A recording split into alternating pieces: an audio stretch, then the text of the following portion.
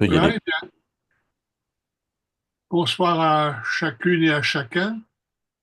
Vous avez donc pu voir que le titre de cette présentation, c'est l'Église et ses mandats. Elle fait partie c'est la première présentation d'une série de quatre qui viendront d'ici jusqu'à la fin de l'année. J'en dirai quelques mots à la fin de la présentation. Et son objectif, c'est de reconnaître les caractéristiques principales d'un mandat pour ordonner l'activité d'une église locale, en tous les cas dans la compréhension qu'on en a. Il ne s'agit pas de décider que l'église locale doit être comme ceci ou comme cela. Et donc l'objet, c'est les mandats. Est-ce qu'il y a des mandats pour l'église? Qu'est-ce que ça veut dire? Et après ça, ce que Guillaume a mentionné, 8 mandats concentriques et convergents, un focus sur un mandat, et on terminera, comme je l'ai dit, sur la suite de ces présentations, si Dieu le permet. Alors, il faut que je lance maintenant mon, mon partage.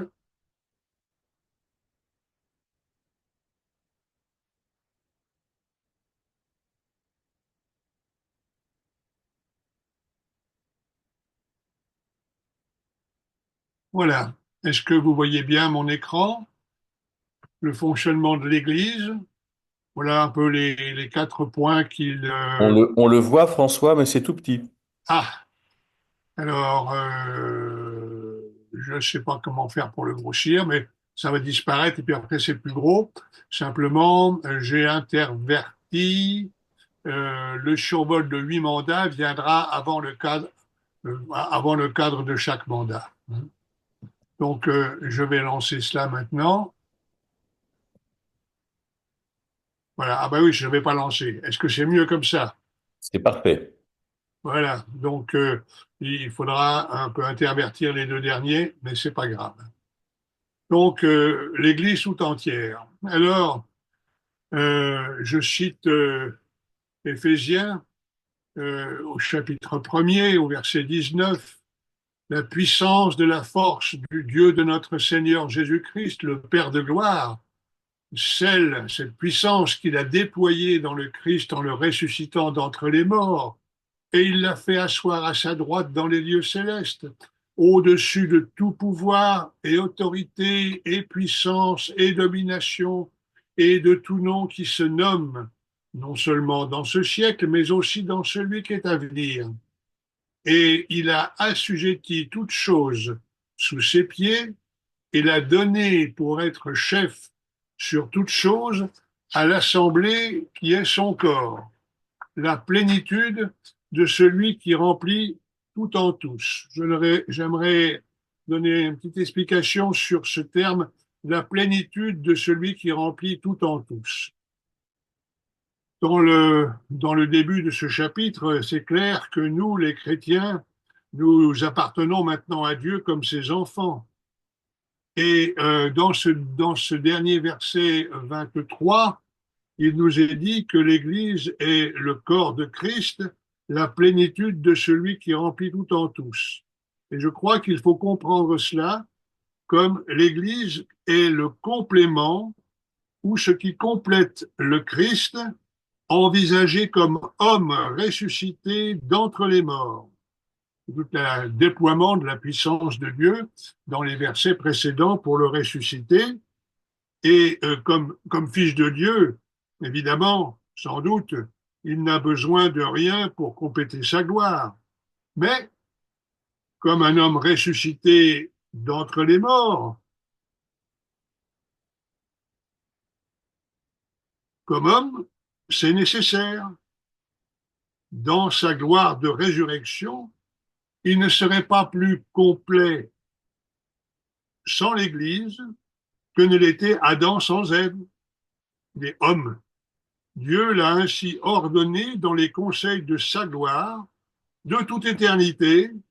Son intention, c'était que quand son fils deviendrait cet homme béni, glorifié, ressuscité, toute la gloire qu'il aurait comme dans sa résurrection, il la partagerait pour sa propre gloire et à sa louange avec ceux qui, par nature, étaient de pauvres pécheurs, entièrement morts, mais maintenant, délivrés de leurs péchés, faits un avec Christ en haut. Et par l'Esprit que nous avons reçu, qui nous a été maintenant donné, le Christ communique la connaissance tandis que nous sommes encore dans le monde, pour que dans notre esprit et dans notre façon de vivre, nous soyons vraiment dégagés au-dessus du monde. Et donc, on peut comprendre que l'Église, aujourd'hui, est l'expression ou est la représentation ou représente le Seigneur Jésus pendant son absence.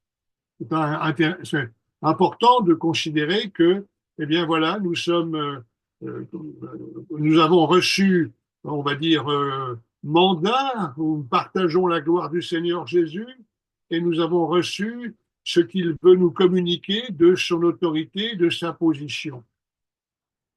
Alors, après, l'apôtre, dans le deuxième chapitre, écrit, vous êtes concitoyens des saints, gens de la maison de Dieu, vous avez été édifiés sur le fondement des apôtres et prophètes, Jésus-Christ lui-même étant la maîtresse pierre de l'angle d'une maison. En lui, tout l'édifice, bien ajusté ensemble, grandit pour être un temple dans le Seigneur. Jusque-là, l'apôtre a parlé de la façon dont les croyants d'origine juive et les croyants d'origine païenne avaient été unis ensemble en un seul corps, et il termine en disant que ce corps va grandir et il va grandir d'abord, bien sûr, dans le temps où il parle en nombre, mais il va grandir aussi dans les années qui suivront, les siècles qui suivront, et sans cesser, chaque fois que le temps est considéré, l'édifice doit être un temple saint dans le Seigneur. Et alors il continue en s'adressant maintenant aux Éphésiens, en lui, en Jésus-Christ, vous aussi, les Éphésiens, vous êtes édifiés ensemble pour être une habitation de Dieu par l'Esprit.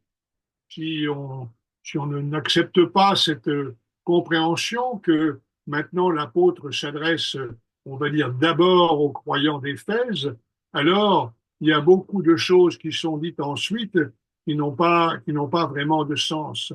Parce que quand il est parlé d'être unis, quand il est parlé de se faire du bien mutuellement, de croître ensemble, eh bien, ça peut être que dans le cadre d'une église locale, celle d'Éphèse à laquelle il écrit. Et alors, je continue. Euh, je suis allé, voilà, oui, je l'ai dit. Hein.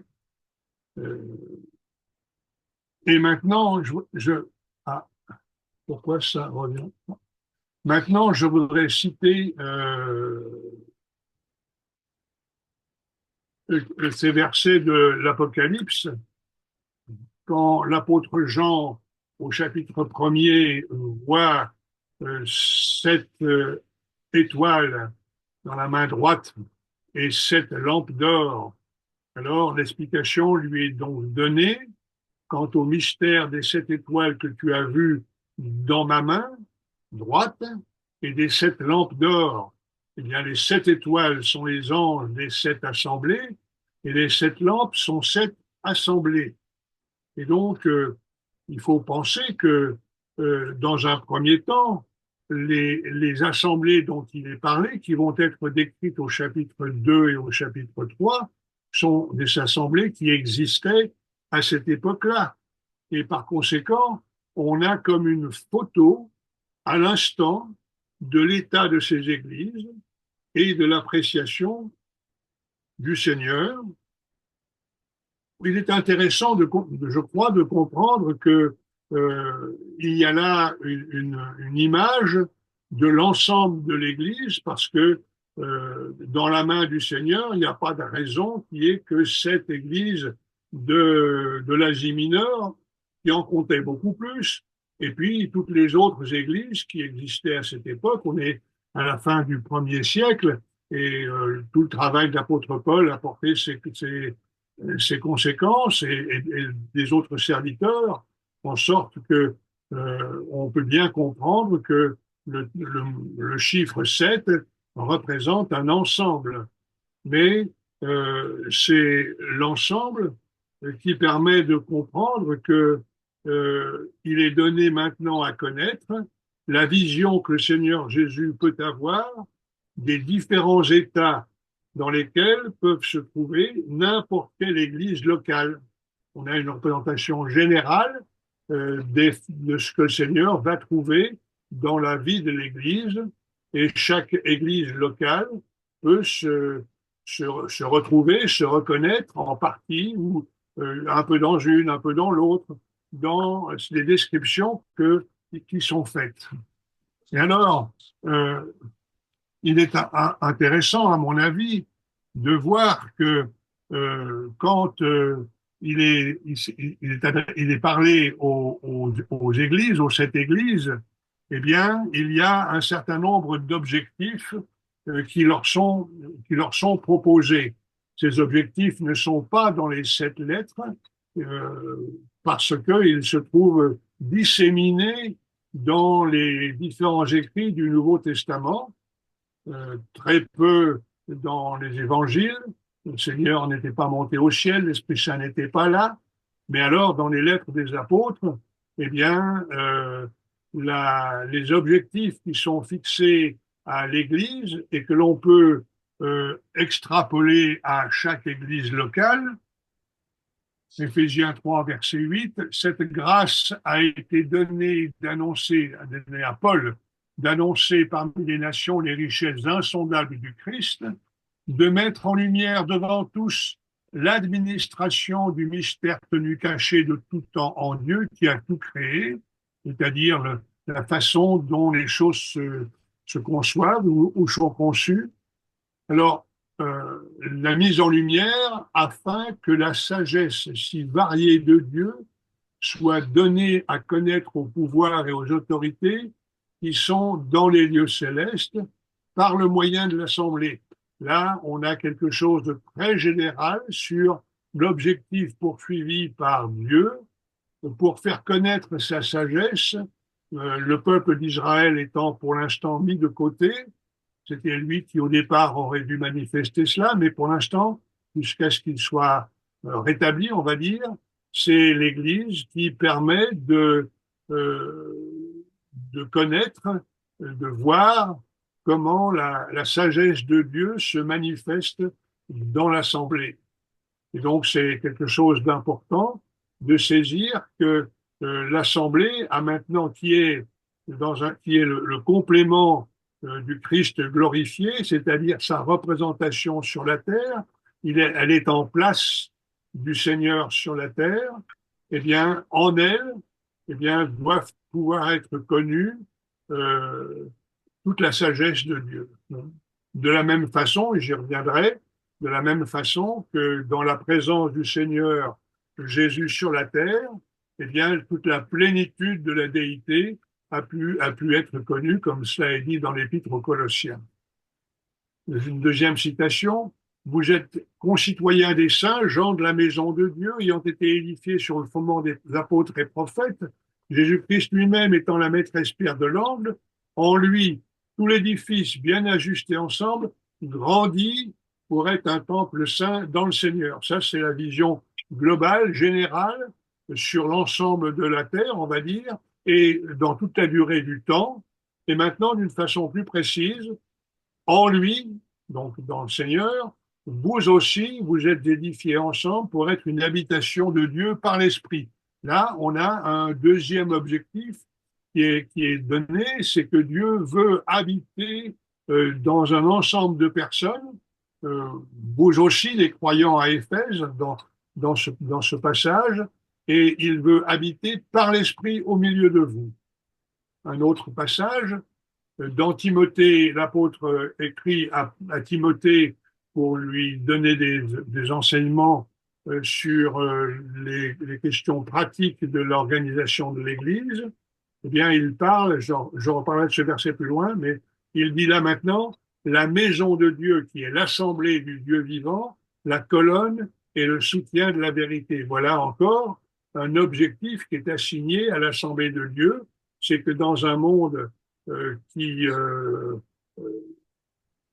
n'est pas beau, en tous les cas, il y a quelque chose de magnifique, la colonne, et il y a quelque chose aussi qui tient le coup concernant tout ce qui est vrai, alors que le mensonge ne cesse de s'étendre. On ne va pas parler des fake news, mais l'Assemblée de Dieu a comme objectif de à la fois représenter et en même temps pouvoir donner à ceux qui veulent bien écouter la connaissance de la vérité.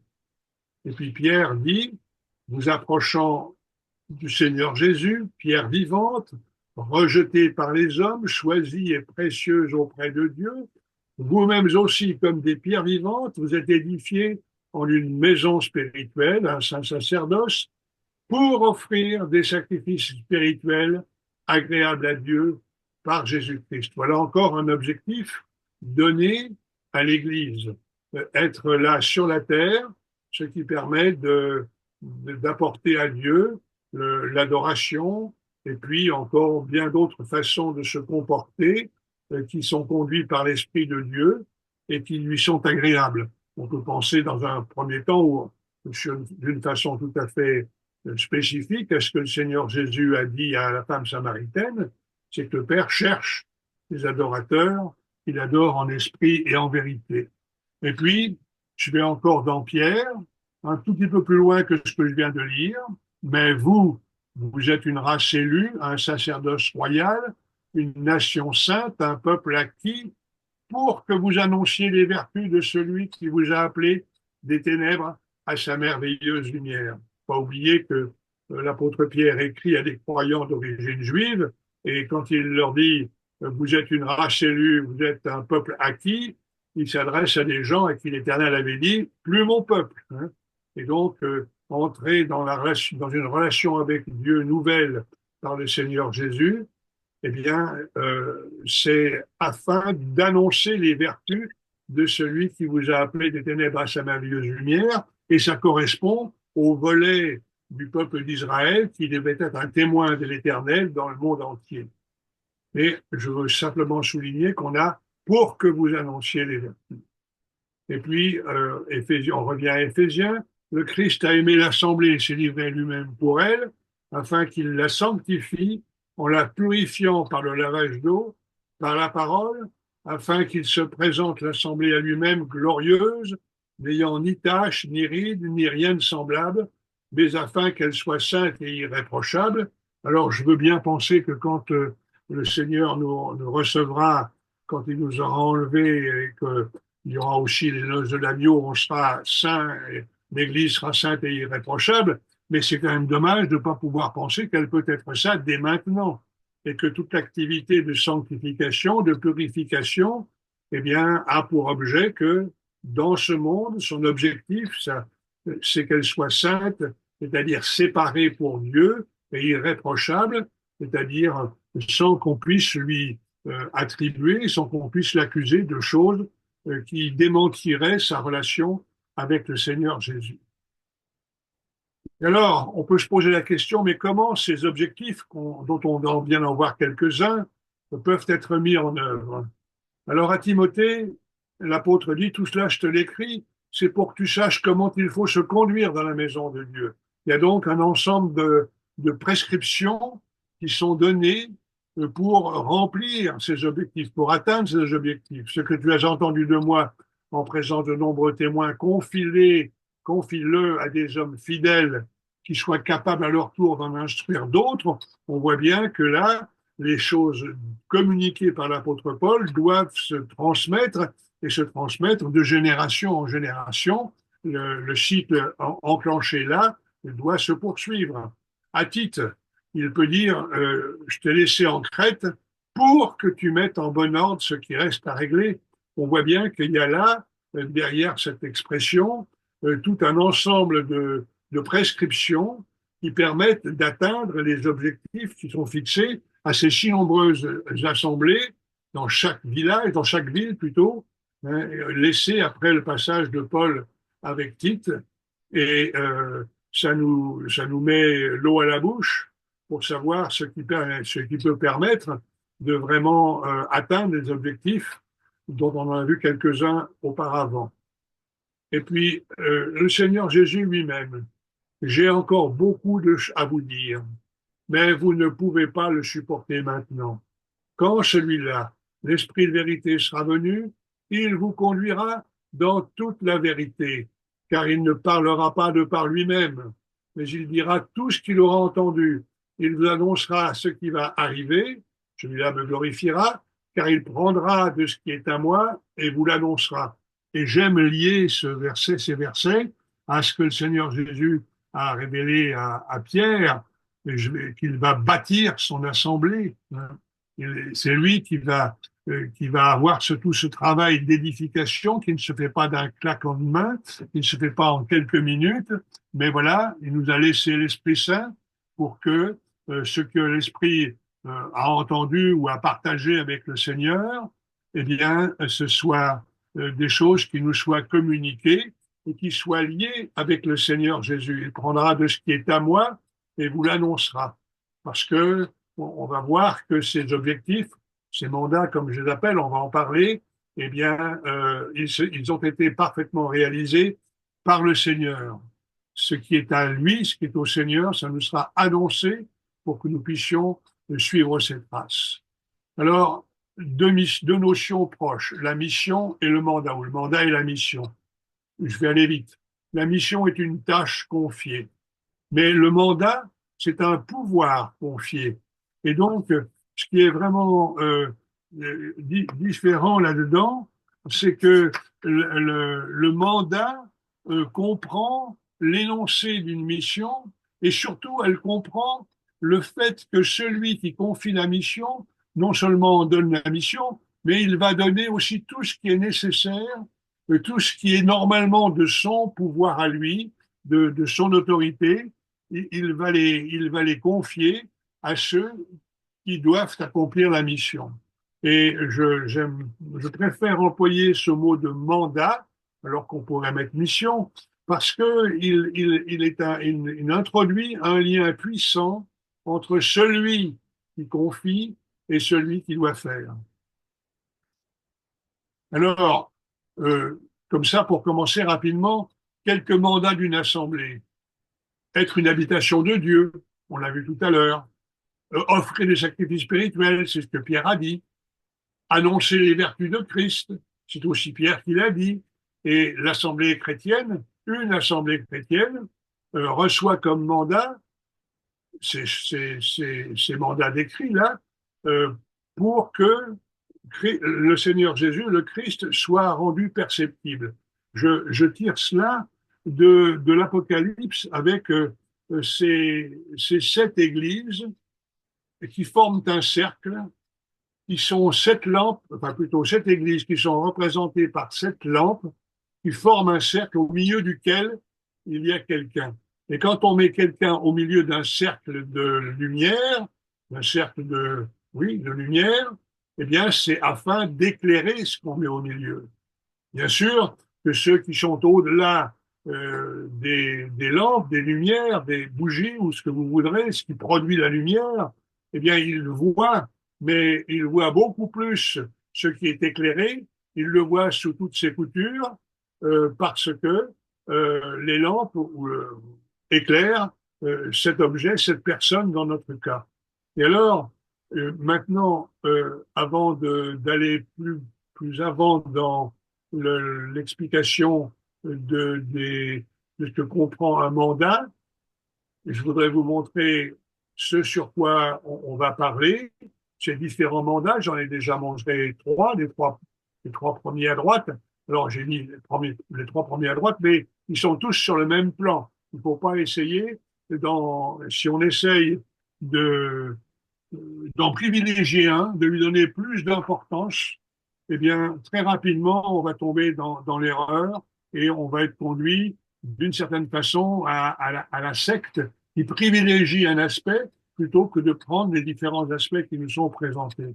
Donc, euh, appliquer les règles du royaume, s'occuper de la croissance des membres de l'Église, que l'Église soit la colonne et le soutien de la vérité, se préparer à être l'épouse de Christ parce que euh, les, les vêtements de l'épouse, ceux qui nous sont décrits, on en parlera, ben c'est maintenant qu'ils se préparent, et puis s'aimer parce que c'est vraiment la pensée divine que sur toute la terre, eh bien, ce qui va rendre, mettre en lumière la sagesse si diverse de Dieu, doit être vu non seulement des pouvoirs et des puissances spirituelles, les anges, mais aussi les puissances spirituelles de méchanceté, mais que les hommes, et les hommes qui ne sont pas des croyants, qui sont souvent animés par ces puissances de méchanceté, puissent découvrir quelque chose qui les attire et qui leur fasse comprendre quelque chose de l'amour de Dieu et de la sagesse de Dieu. Alors bon, c'est appuyé malencontreusement. Alors maintenant, les mandats. Je vais les présenter de la façon suivante. À chaque fois, vous aurez le titre du mandat, la légitimité du mandant. Qui c'est le mandant? Ben, c'est le Seigneur Jésus. Et alors, pourquoi est-ce qu'il peut confier un mandat? Sinon, parce que lui, il a été celui qui a parfaitement rempli la mission qui lui avait été donnée par Dieu, par le Père. Et donc, c'est important pour chaque mandat, non pas de garder les yeux fixés sur ce qu'on devrait faire, ce qu'on devrait être, mais fixés sur le Seigneur Jésus, parce que c'est ainsi que nous trouverons la vraie façon de pouvoir remplir les mandats les uns après les autres. J'ai mis après des références bibliques de base. On peut pas tout citer. J'ai trouvé les principales ou quelques-unes parmi elles. Ensuite, je donne quelques caractéristiques générales du mandat, en sachant que pas dans la prochaine, mais dans la troisième, on repassera les mandats en détail, mais quand même, je ne l'ai pas mis là, mais il y aura un mandat que je vais un petit peu expliquer plus en détail. Et bon, je le dis pour après. Et après avoir vu les caractéristiques générales du mandat, alors il y a une chose importante, c'est un mandat, eh bien, il faut rendre compte de son mandat. Hein. Il faut dire qu'est-ce qu'on a fait, quels sont les points de la mission qu'on a remplis, ce qu'on n'a pas pu, qu'on n'a pas su, et l'argent qu'on a dépensé, les différentes façons qu'on a eu d'agir, ainsi de suite. Et donc, c'est intéressant et c'est important de se dire que c'est pas quelque chose dans le vague comme ça, c'est pas quelque chose dont on parle seulement. Ce sont des choses peuvent être mesurées concrètement et dont l'efficacité ou l'utilité doit être montrée. Et vous trouverez dans ce que je vais exposer maintenant toujours sous cette forme-là, avec ces couleurs-là. Je ne répéterai pas à chaque fois ce que ça représente. Alors, constituer une habitation de Dieu au milieu des hommes, comme le Christ. Jean 1, verset 14. Ah, il faudrait que j'aurais dû l'écrire. Allez, hop, hop, hop, hop, hop, hop. Jean 1, verset 14. Je ne vais pas tous les lire, hein, mais au moins un. Il y a quelqu'un qui peut le savoir par cœur, sûrement. Alors, voilà.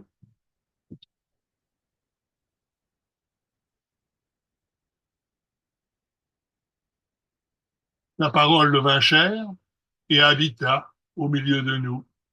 Et nous avons contemplé sa gloire, une gloire comme d'un Fils unique de la part du Père.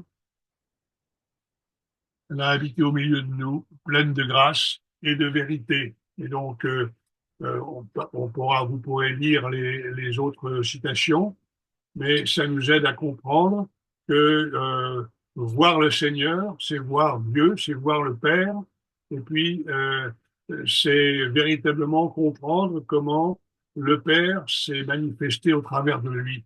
Ensuite, en rouge, vous avez un certain nombre de versets qui fondent le fait que le mandat est de constituer une habitation de Dieu au milieu des hommes. Les caractéristiques principales, C'est une maison dont le caractère principal est l'action de l'Esprit de Dieu. C'est le lieu de l'action des différents dons et des fonctions. C'est là où le ministère de la surveillance, de la présidence, doit permettre de veiller au maintien de la liberté de l'esprit et à l'encadrement de l'action de la chair. Et ça s'effectue au travers de responsabilités partagées, l'implication de tous les membres, mais aussi le fait que les différentes activités de l'Église, il y a un C qui n'a rien à faire au bout là, euh, sont, sont définies, sont réparties pour que véritablement la présence de Dieu par son esprit puisse être perçue. Deuxième mandat, annoncer les vertus, l'efficacité de Christ au monde. Je dis souvent pour expliquer ce mot vertu, parce que vertu, ben, on pense toujours à des choses de petites vertus. Mais non, quand j'ai mal à la tête, je prends un Doliprane et il a la vertu d'effacer ou de faire ralentir ou disparaître au mieux le mal de tête. Eh bien, l'efficacité du Christ qui nous a fait passer des ténèbres à sa merveilleuse lumière, eh bien, c'est quelque chose qui est important. Ça constitue ce mandat. Et dans ce mandat, eh bien, le Christ a été le grand messager de Dieu. Vous trouverez des Hébreux 1, par exemple, Dieu ayant autrefois parlé de plusieurs manières, à plusieurs reprises, euh, par, par les prophètes, par les pères. À la fin de ce temps-là, il nous a parlé dans le Fils. Il est le grand messager de Dieu. Le Christ qui rend témoignage de la puissance d'amour du Père. Alors, vous avez maintenant là un certain nombre de versets qui permettent de fonder ce mandat, de voir qu'il est bien explicite. En particulier, bon, je ne sais pas en particulier, vraiment, je ne vais pas y arriver. Les effets du, alors, comment est-ce qu'ils se manifestent? Eh bien, ce sont les effets du grand commandement que le Seigneur nous a donné, qui figure à la fin des des trois évangiles synoptiques, c'est d'aller annoncer la bonne nouvelle partout, et le Seigneur va le répéter au début des actes, au verset 8.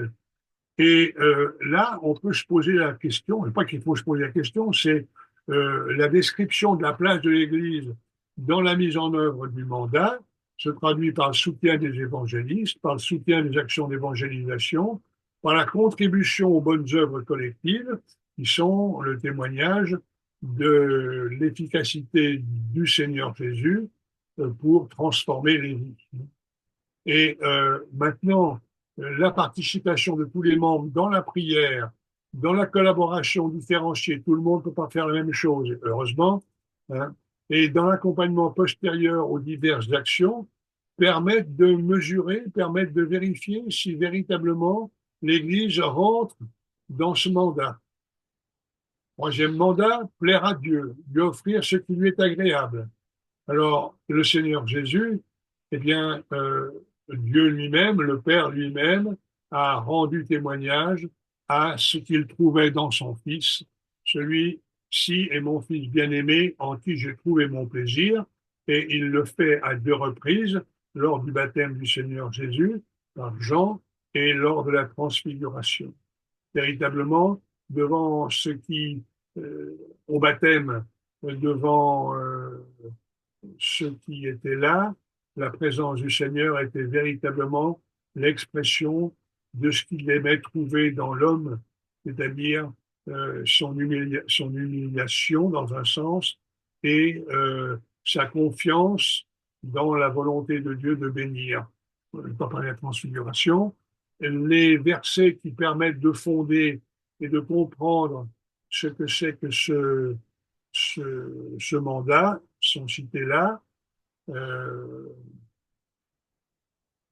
Ça se traduit par la communion collective, l'adoration, le repas du Seigneur, la prière, la puissance de l'amour et de la consolation dans l'exercice spirituel du lavage des pieds, visite, hospitalité, tout ce que dans l'amour du Seigneur Jésus, on trouve à faire pour les frères et sœurs, et pas seulement pour eux, mais aussi pour ceux que nous rencontrons dans notre environnement.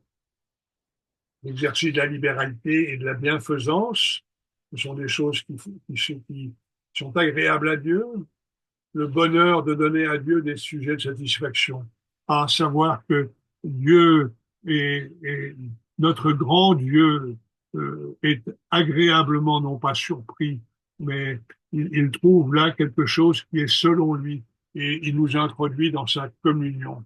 Bon, alors, mais il faut faire gaffe parce que il y a des choses collectives, il faut faire attention à la qualité de ces moments collectifs, on ne les laisse pas polluer par différentes choses. Et ça se corrobore avec la chasse au dysfonctionnement, c'est-à-dire que quand on se rend compte qu'il y a des choses qui nuisent à ce que les choses soient présentées d'une façon qui plaise à Dieu, eh bien, chacun à sa place, pour lui-même d'abord, peut-être aussi pour ceux qui l'entourent, doit être attentif. Fonctionner en interne selon les lois du royaume des cieux. Alors, quand le Seigneur Jésus était là, il pouvait dire, le royaume de Dieu est parvenu jusqu'à vous, je suis là, le royaume de Dieu, vous n'avez qu'à regarder. Hein. Le royaume de Dieu est au milieu de vous, en sorte que le Seigneur est tout à fait à sa place en nous conseillant de fonctionner selon les lois de ce royaume. Vous lirez cela, vous aurez le document. Euh, le faire, c'est exercer un privilège collectif. Est-ce qu'il y a quelles sont les organisations? Alors, toutes ne sont pas mauvaises, hein, c'est pas ce que je veux dire, mais c'est vraiment notre privilège de pouvoir vivre collectivement d'une façon qui manifeste les pensées de Dieu, ce que Dieu a pensé pour que nous vivions ensemble. Et il faut lire la première lettre aux Corinthiens en voyant ce qui est dedans et ce qui est dehors, pour comprendre à quel point on est privilégié de pouvoir vivre le royaume, pratiquer c'est-à-dire pratiquer les principales lois du royaume, ne tolérer que l'action de l'Esprit de Dieu et chez soi d'abord. Hein. Et, euh, et quand on rencontre autre chose, il faut que l'action d'Esprit de Dieu soit un remède et non pas qu'on ait un fouet avec des paroles en particulier. Pratiquer l'unité, c'est-à-dire tout ce qui est commun, tout ce qui nous attache les uns aux autres et nous attache au Seigneur. Exercer le pardon, manifester de la fidélité, parce qu'il y a bien des choses qui font que c'est difficile d'oublier, c'est difficile aussi d'être attentif à faire bien avec ceux qui nous entourent.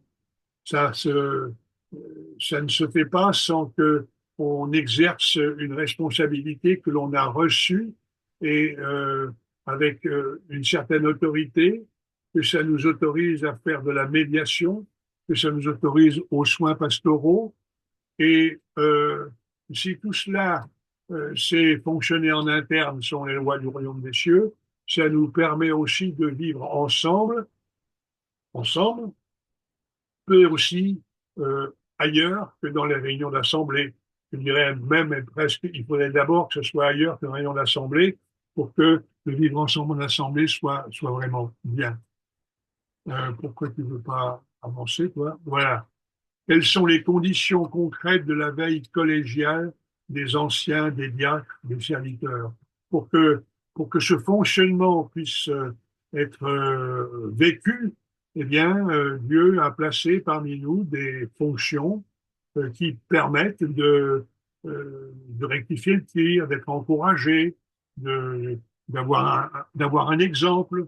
Et alors, on peut se poser la question, mais qu'est-ce qu'il en est de cette veille? Est-ce que véritablement, il y a des pasteurs qui font attention pour pas être le troupeau de Dieu et que le troupeau ne se débande pas ou ne se divise pas. Alors, être le lieu et l'acteur du développement de ses membres. Eh bien, le Seigneur Jésus a pourvu à une nourriture abondante. Il est venu afin que nous ayons la vie et la vie en abondance. Il manifeste un enseignement progressif, approprié. Euh, il est jusqu'à la fin, après sa résurrection dans Jean 21, tout à fait touchant de la façon dont il veille à l'harmonie fraternelle. Bon, un certain nombre de versets qui permettent de euh, asseoir euh, la pratique de ce mandat. Alors, la question, c'est le développement de ces membres. Mais qui est-ce qui va aider à se développer? Comment est-ce que les membres vont-ils se développer? Alors, les réunions d'enseignement, l'édification ponctuelle des études, l'enseignement systématique, ainsi de suite. Euh,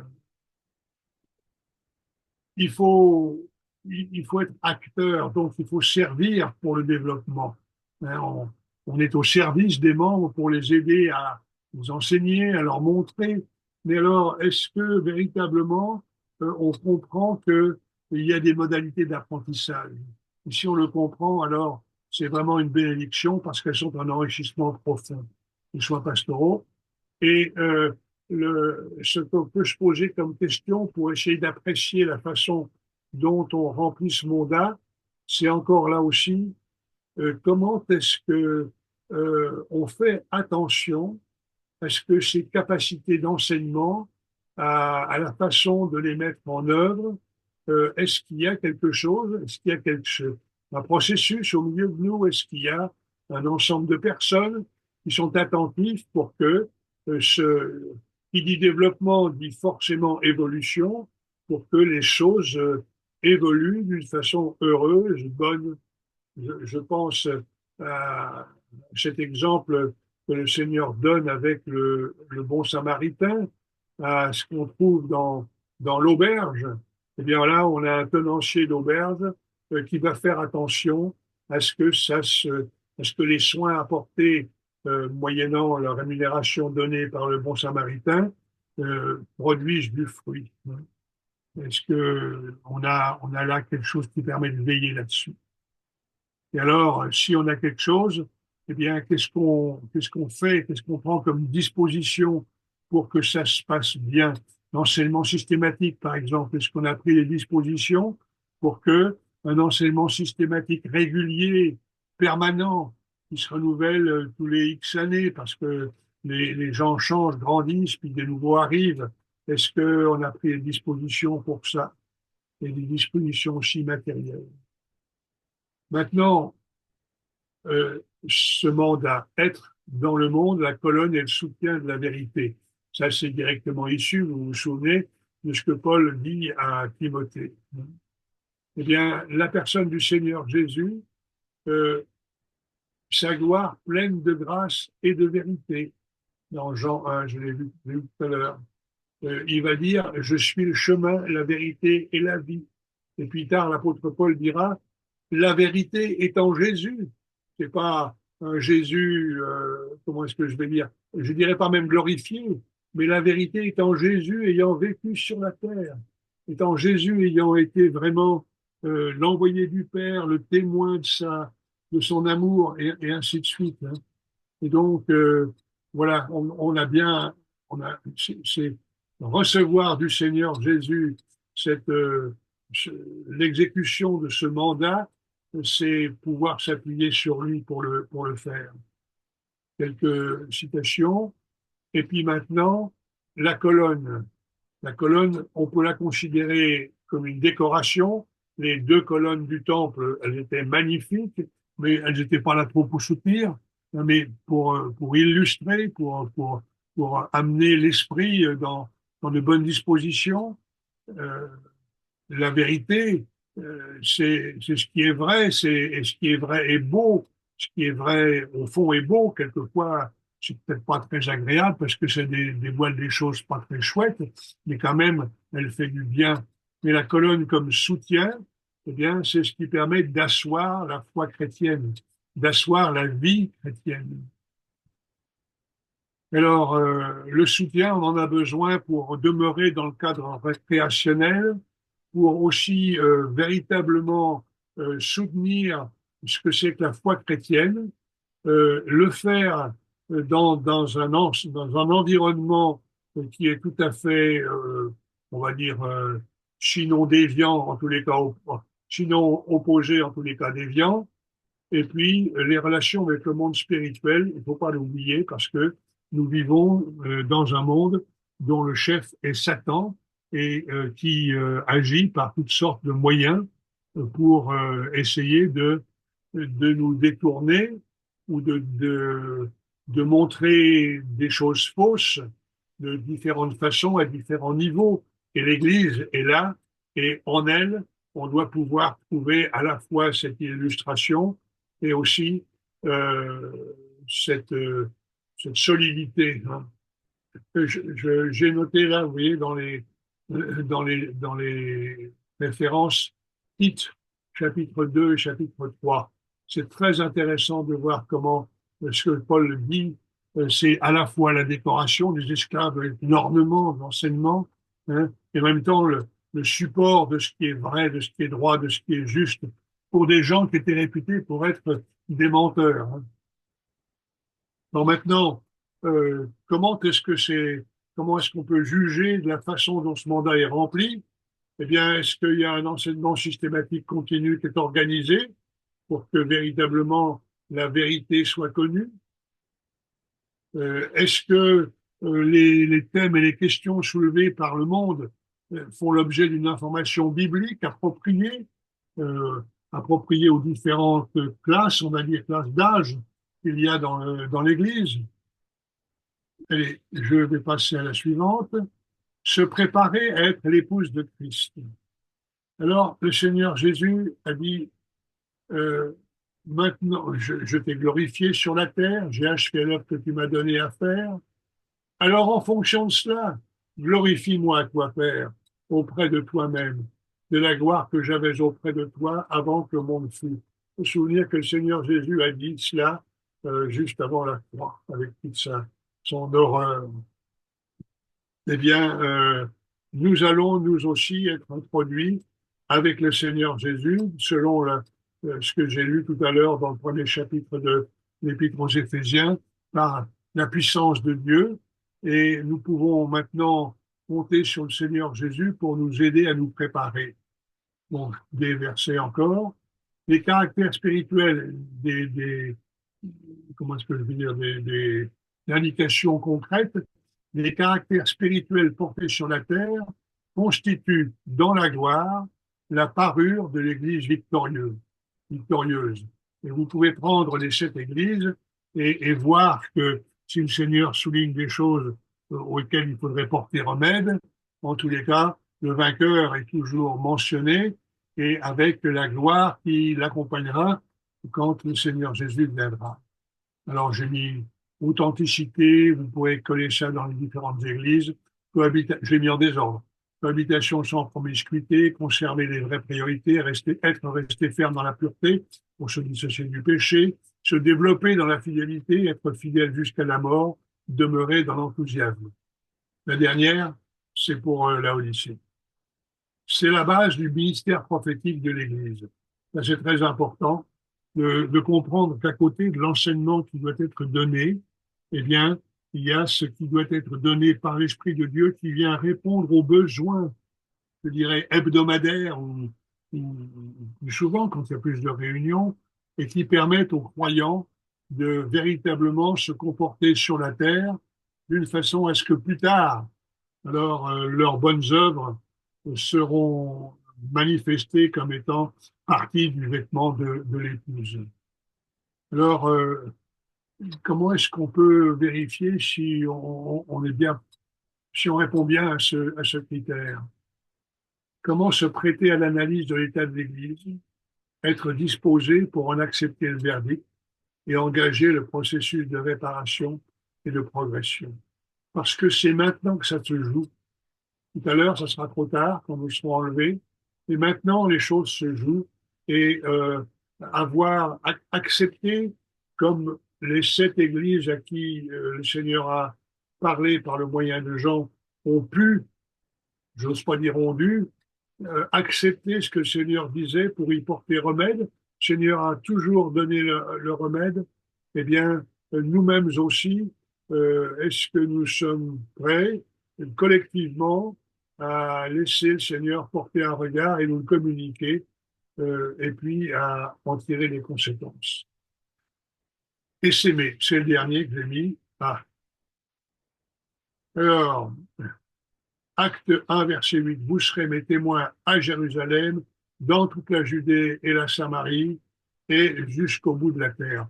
C'est une pensée qui était en permanence dans le Seigneur quand il leur dit, vous irez jusqu'au bout de la terre. C'est évident qu'il fallait qu'il y ait un essaimage. C'est évident que le développement de l'Église devait se faire. Et je dirais dans un sens, vous me pardonnerez si c'est pas tout à fait gentil ou juste, c'est qu'il a fallu que le Seigneur amène la persécution à Jérusalem pour que les chrétiens juifs ils sortent de leur coquille et qu'ils aillent annoncer l'Évangile et que de nombreuses assemblées se créent en Judée, en Samarie, en Galilée et puis après bien plus loin. Et donc, voilà quelques versets. Et il faut considérer qu'il y a une croissance interne qui fait que les murs deviennent trop petits, mais il y a aussi une multiplication externe, parce qu'il y a des choses qui se font en dehors de la croissance d'une église, heureusement, mais c'est pas une multiplication dans le désordre, mais c'est une multiplication forcée, dans le sens où quand on force une plante pour qu'elle fournisse des fleurs ou des fruits, eh bien, c'est parce qu'on veut qu'elle produise quelque chose, hein. Et la multiplication forcée, c'est parce que c'est la pensée de Dieu, c'est la volonté du Seigneur que l'évangile se répande, que des assemblées se créent, parce que là encore, c'est la gloire de Dieu, c'est la sagesse universelle de Dieu qui normalement y est manifestée. Mais contrôlée, oui, on ne fait pas ça n'importe comment, et on en voit bien des exemples dans les actes des apôtres, euh, qui ont appris la leçon. Il n'y a qu'à voir ce qui se passe euh, quand les apôtres apprennent qu'il y a quelque chose qui s'est passé à un endroit ou à un autre. Alors, ils vont envoyer quelqu'un pour encourager et pour aider. Alors, c'est important. Est-ce que véritablement on a pigé ce, ce mandat, est-ce qu'on a une vision de conquête? Est-ce qu'on va accepter l'enfantement? Les sœurs savent bien que c'est douloureux. Est-ce qu'on va pourvoir à l'avance à l'enseignement approprié? C'est-à-dire qu'on va penser à ceux qui vont devoir s'en aller, pouvoir s'en aller. Et puis, comment est-ce que les choses évoluent? Est-ce que on prévoit, on est attentif, on ne lâche pas comme ça dans la nature une assemblée qui naît, le Saint-Esprit est là, il n'y a aucun problème, mais la responsabilité demeure engagée. Alors, pourquoi ça fait ça? Je comprends pas. Ah oui, euh, ben, il y a quelque chose qui joue pas. Je ne sais pas pourquoi, mes amis, mais c'est parce que j'ai terminé. D'ailleurs, j'ai terminé, excusez-moi.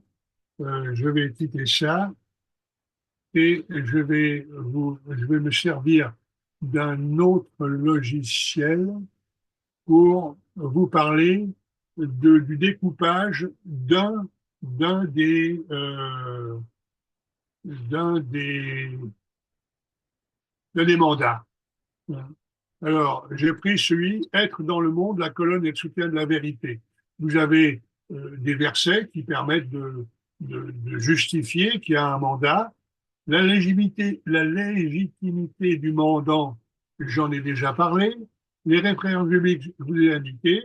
Mais alors, il y a ce monde, ses caractères, la colonne comme décoration, le soutien, être le support, euh, voilà, la vérité, ce qui est vrai pour tous les hommes dans le mandat créationnel, le travail, les relations hommes-femmes, la famille, les relations humaines, les relations avec le monde physique, la mort et ses suites, les relations avec le monde spirituel, et au milieu du présent siècle mauvais, selon ce que Colossiens dit, prenez garde que personne ne fasse de vous sa proie par la philosophie, par de vaines tromperies, dans l'enseignement des hommes, sont les principes du monde et non selon Christ. Tout ça, c'est autour de nous, mais nous connaissons le Seigneur Jésus, en qui habite habite aujourd'hui toute la plénitude de la déité, ou a habité en lui toute la plénitude de la déité corporellement.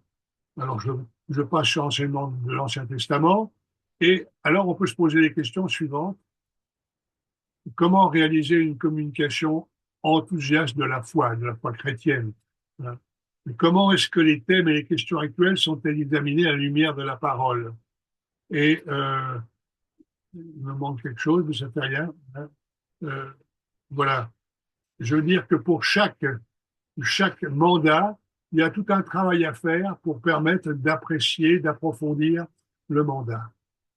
Et maintenant, je vais, euh, je vais passer euh, sur les trois sessions qui vont suivre au cours de l'année, avec l'objectif d'ordonner l'activité d'une église locale, connaître et mettre en œuvre les bases du respect chrétien, soulever l'intérêt pour la collégialité, parce que l'Église, c'est une collectivité, c'est une communauté, et ça fonctionne pas bien tant qu'on n'a pas mis au clair les choses que j'ai indiquées. La troisième euh, formation, ce sera d'examiner un peu plus le rapport entre les mandats et les différentes croissances qu'on peut attendre et voir dans l'Église. Mais aussi comment les mandats s'accommodent des serviteurs, de toute activité du diaconat, on va dire, hein. Et puis, il y a des anciens, il y a des serviteurs. Comment est-ce que ça fonctionne ensemble pour que l'Église soit bien mobilisée? Et puis, après ça, eh bien, quand on sait ça, il faut se poser des questions. Comment est-ce qu'on démarre? Et puis, quelles sont les différentes étapes d'un processus dynamique pour mettre en pratique ce qui aura été exposé dans les quatre exposés, exposé dans les quatre présentations. Voilà, j'ai terminé. J'arrête le partage. Peut-être pas parce que vous aurez peut-être des questions à poser pendant le partage, mais tu arrêtes Comme tu question. arrêtes Guillaume Oui, l'enregistrement.